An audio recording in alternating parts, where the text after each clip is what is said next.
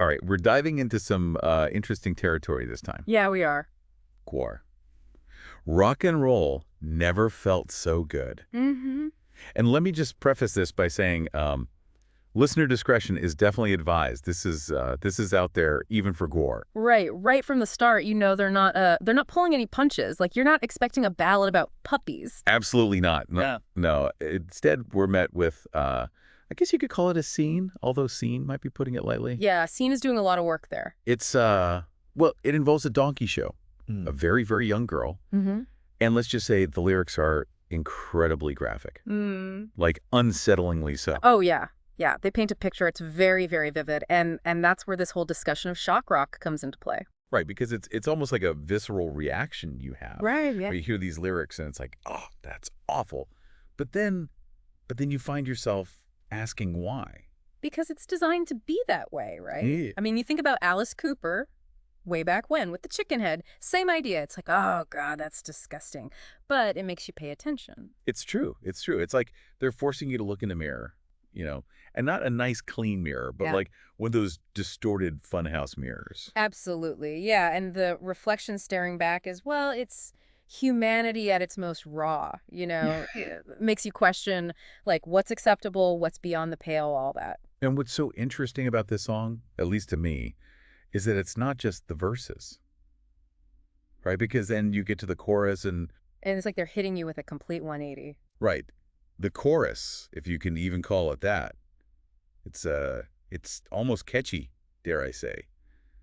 I mean, good, should, could, I think it feels pretty good. It's like weirdly upbeat. It's almost like, dare I say, joyful, especially when you juxtapose it against what you just heard in the verses. Exactly. Like musically, it's kind of an earworm, but then you remember the lyrics you're actually singing along to, and it's like... Yeah, it's incredibly effective, really. I mean, it's that dissonance that makes it so unsettling, gets under your skin in a way that, like, straight up horror or gore can't always achieve. Yeah, no, I completely agree. And then, just when you think it can't get any more intense, the song, well, it kind of takes this nosedive. Like, lyrically, it goes from disturbing to, I don't even know what the word is. Yeah, I mean, the violence, the imagery, it just escalates, right? Like, it started with the donkey show, but now it's limbless bodies and infected sperm and, it's a lot. It's a lot. We're talking lines like, smashed her face and plastic bag, Highway 64. I mean, it's like a really messed up crime drama set to a heavy metal soundtrack. Right. And that's where the real debate comes in, I think. Because on the surface, it's shocking, obviously. But is that all it is? Right. Because some people might argue that there's like a deeper meaning there. Exactly. Like, are they trying to say something about desensitization to violence? Are they satirizing something specific?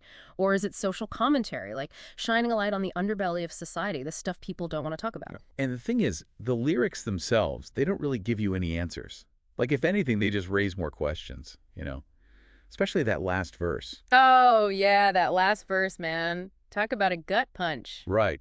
And all you people. Yeah. You just can't understand, like, who are they talking to there? Us, the listeners. People who are, I'm assuming, horrified by what they're hearing. She's like they're breaking that fourth wall, stepping outside of the song and directly addressing the audience. And by saying, you just can't understand, they're essentially saying, this is on you to figure out. And that's kind of brilliant when you Yeah. think about it, because now you're left sitting there with all these images and ideas swirling around in your head. And you're forced to confront them. Is it just shock value? Is it a commentary on something deeper? Are they just messing with us? There's no easy answer. And isn't that kind of the point of art that pushes boundaries? To make you feel something, to make you think? I think so. It definitely stays with you, long after the song's over. It really does.